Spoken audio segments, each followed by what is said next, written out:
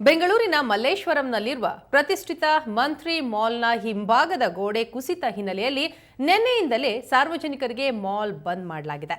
ಸಾರ್ವಜನಿಕರ ಹಿತದೃಷ್ಟಿಯಿಂದ ಈ ಕ್ಷಣದಿಂದಲೇ ಮಾಲ್ ಆಕ್ಯುಪೆನ್ಸಿ ಪ್ರಮಾಣ ಪತ್ರ ರದ್ದು ಮಾಡಿ ಸಾರ್ವಜನಿಕ ಪ್ರವೇಶ ಬಂದ್ ಮಾಡಲಾಗಿದೆ. ಅಲ್ಲದೆ ಕಟ್ಟಡದ ಸ್ಥಿತಿಯ ಬಗ್ಗೆ ವರದಿ ತರಿಸಿಕೊಂಡು ಮುಂದಿನ ಕ್ರಮ ತೆಗೆದುಕೊಳ್ಳಲಾಗುವುದು ಅಂತ ಬಿಬಿಎಂಪಿ ಕಮಿಷನರ್ ಹೇಳಿದ್ದಾರೆ. 7 ವರ್ಷದ ಹಳೆಯ ಕಟ್ಟಡವಾಗಿದ್ದು ಗೋಡೆ ಕುಸಿತದಿಂದಾಗಿ ಅಕ್ಕಪಕ್ಕದ ಗೋಡೆಗಳು ಬಿರುಕು ಬಿಟ್ಟಿವೆ. ಹೀಗಾಗಿ ಕಟ್ಟಡದ ಸುರಕ್ಷತೆಯ ಕುರಿತು ವರದಿ ತರಿಸಿಕೊಂಡು ನಂತರ ಕ್ರಮ ತೆಗೆದುಕೊಳ್ಳಲಾಗುವುದು ಅಂತ ತಿಳಿಸಿದ್ದಾರೆ. ನೀರು ಸರಬರಾಜು ಪೈಪ್ ತುಂಡಾಗಿ 1ರಿಂದ 3ನೇ ಮಹಡಿಯಲ್ಲಿ ನೀರು ತುಂಬಿಕೊಂಡಿತ್ತು. ನೀರು ಸಂಗ್ರಹದಿಂದ ಹಿಂಭಾಗದ ಗೋಡೆ ಕುಸಿದಿದ್ದು ಘಟನೆಯಲ್ಲಿ 2 ಗಾಯಗೊಂಡಿದ್ದಾರೆ. ಅಲ್ಲದೆ ಮತ್ತಷ್ಟು ಗೋಡೆ ಕುಸಿಯುವಂತಹ ಸಾಧ್ಯತೆ ಇದೆ.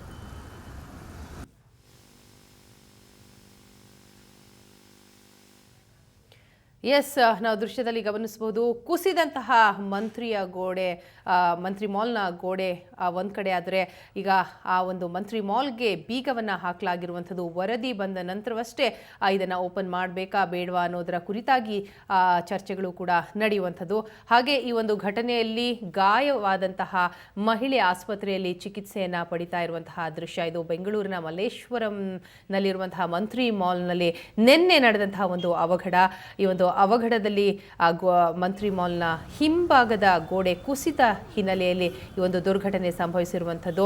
ಈಗಾಗಲೇ ಆ ಮಂತ್ರಿ ಮಾಲ್ಗೆ ಬೀಗ ಹಾಕಲಾಗಿದೆ.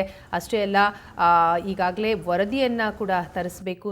ವರದಿ ಬಂದ ನಂತರ ಅಲ್ಲಿ ಏನು ಮುಖ್ಯ ಕಾರಣ ಅನ್ನೋದು ಗೊತ್ತಾಗುತ್ತೆ ಅಂತ ಈಗಾಗಲೇ ಅಧಿಕೃತವಾಗಿ ಹೇಳಿಕೆಯನ್ನು ಕೂಡ ಕೊಡಲಾಗಿರುವಂಥದ್ದು. ಈ ಬಗ್ಗೆ ಮತ್ತಷ್ಟು ಮಾಹಿತಿಯನ್ನು ಕೊಡ್ತಾರೆ ನಮ್ಮ ರಿಪೋರ್ಟರ್ ಮಮತಾ ಮರದಾಳ ಇದೀಗ ನಮ್ಮ ಜೊತೆ ಸಂಪರ್ಕದಲ್ಲಿರುವಂಥದ್ದು.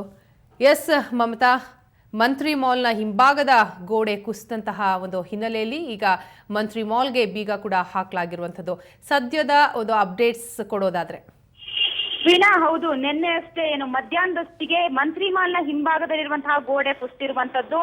4ನೇ ಫ್ಲೋರ್ ನಲ್ಲಿ ಪೈಪ್ ಲೈನ್ ಅನ್ನು ಅಳವಡಿಸಲಾಗಿತ್ತು. ಈ ಪೈಪ್ ಲೈನ್ ಒಡೆದು ಹೋಗಿ 2 ಮತ್ತು 3 ಅಂತಸ್ತುಗಳಿಗೂ ಕೂಡ ನೀರು ತುಂಬಿಕೊಂಡಿರುವಂತದ್ದು. ಈ ಹಿನ್ನೆಲೆಯಲ್ಲಿ ಗೋಡೆ ಬಿದ್ದಿರುವಂತದ್ದು. ಆದ್ರೆ ಗೋಡೆ ಎಷ್ಟರ ಮಟ್ಟಿಗೆ ಕಳಪೆ ಕಾಮಗಾರಿ ಅನ್ನುವಂಥದ್ದು ಗೊತ್ತಾಗುತ್ತೆ. ನೀರ್ ನಿಂತಿದ ತಕ್ಷಣ ಗೋಡೆ ಬಿದ್ದೋಗ್ಬೇಕು ಅಂತಂದ್ರೆ 2010ರಲ್ಲಿ ಈ ಒಂದು ಮಂತ್ರಿ ಮಾಲ್ ನಿರ್ಮಾಣ ಆಗುತ್ತೆ. ಆ ಸಂದರ್ಭದಲ್ಲೇನೆ ಕಳಪೆ ಕಾಮಗಾರಿಯಲ್ಲಿ ಕಟ್ಟಿರುವಂತದ್ದು.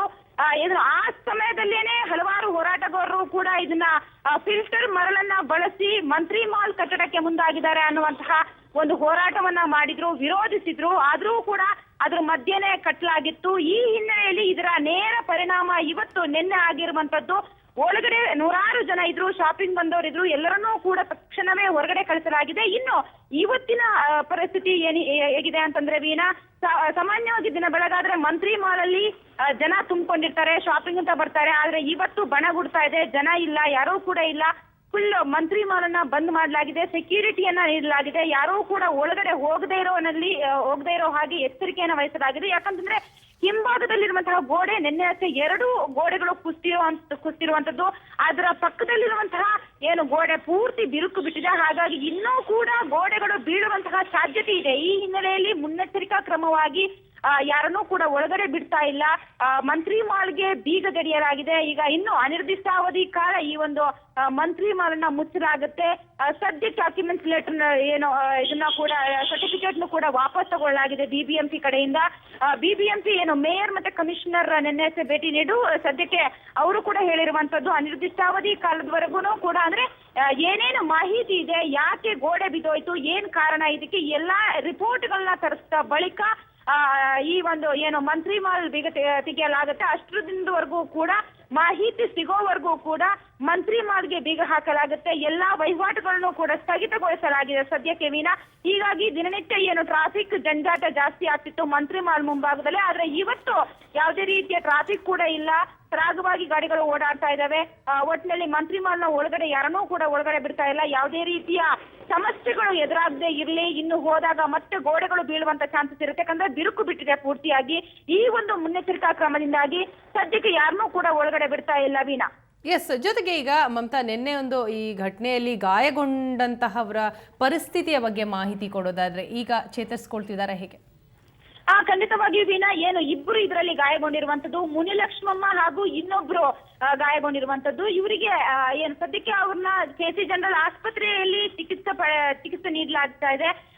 ಅಂದ್ರೆ ತುಂಬಾ ಇಂಜುರಿ ಆಗಿರುವಂತದ್ದು ಒಬ್ಬರಿಗಾದ್ರೆ ಇನ್ನೊಬ್ಬರಿಗೆ ಅಷ್ಟೊಂದು ಗಾಯಗಳಾಗಿಲ್ಲ. ಹಾಗಾಗಿ ಸದ್ಯಕ್ಕೆ ಅವರಿಗೆ ಅಲ್ಲಿ KC ಜನರಲ್ ಆಸ್ಪತ್ರೆಯಲ್ಲಿ ಚಿಕಿತ್ಸೆಯನ್ನ ನೀಡಲಾಗ್ತಾ ಇದೆ. ಸ್ವಲ್ಪ ಮಟ್ಟಿಗೆ ಚೇತರಿಕೆ ಕಾಣಿಸ್ತಾ ಇದ್ದಾರೆ ಅನ್ನುವಂತ ಮಾಹಿತಿ ಕೂಡ ಕೇಳಿ ಬಂತು. ಆದ್ರೆ ಇನ್ನು ಯಾವ ರೀತಿ ಇದೆ ಅನ್ನುವಂಥದ್ದು ಪರಿಸ್ಥಿತಿಯನ್ನ ಸ್ಥಳಕ್ಕೆ ಹೋಗಿ ನೋಡಿದ್ಮೇಲೆ ಗೊತ್ತಾಗುತ್ತೆ Veena. Yes, thank you Mamata ತಮ್ಮೆಲ್ಲ ಮಾಹಿತಿಗಾಗಿ.